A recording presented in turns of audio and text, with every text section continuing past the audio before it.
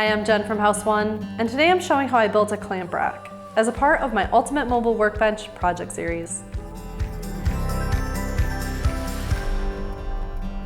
In part 1 of this series, I showed how I created the shell of a 4x8 mobile workbench. In today's video, I'm showing how I added a clamp rack to the end cap. To get started, I first laid out all of my medium and small clamps to determine the layout. I created an inset on one end of my workbench so the clamps could hang in place without me bumping into them, but still some of the squeeze clamps with longer handles will fit better if they're hung on their sides.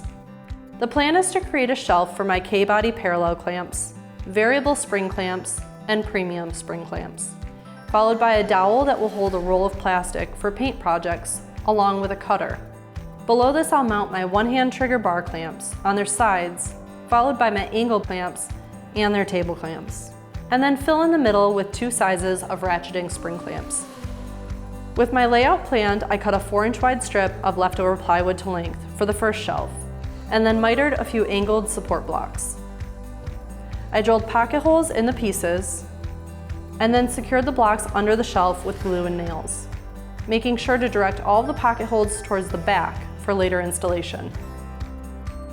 Next, I drilled holes in 2 more blocks to create a holder for the dowel, and drilled pocket holes in one of the pieces so I could attach it to the back wall. I then cut a strip of thin hardboard to hold the cutter along the bottom of the mount.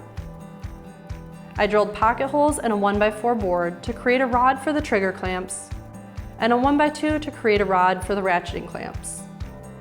Lastly, I assembled 2 blocks to create 4 corner pieces that will hold my angle clamps. With my pieces prepped, I started to attach everything to the workbench, starting with a long shelf, where I mounted the parallel clamps and spring clamps in place. Next, I screwed 1 block for the plastic roll to the back wall and the other to the side wall.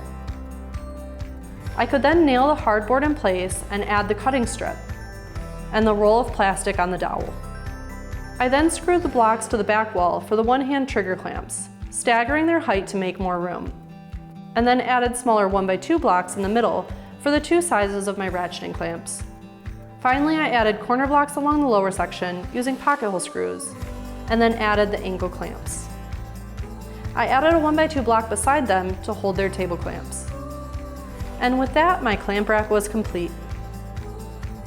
To see the other customizations that I made to this workbench, including the power tool storage, dust collection, downdraft sanding station, and easy DIY drawers, visit the House One channel on thisoldhouse.com.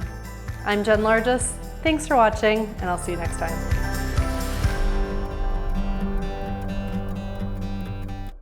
Thanks for watching. This Old House has got a video for just about every home improvement project, so be sure to check out the others. And if you like what you see, click on the subscribe button. Make sure that you get our newest videos right in your feed.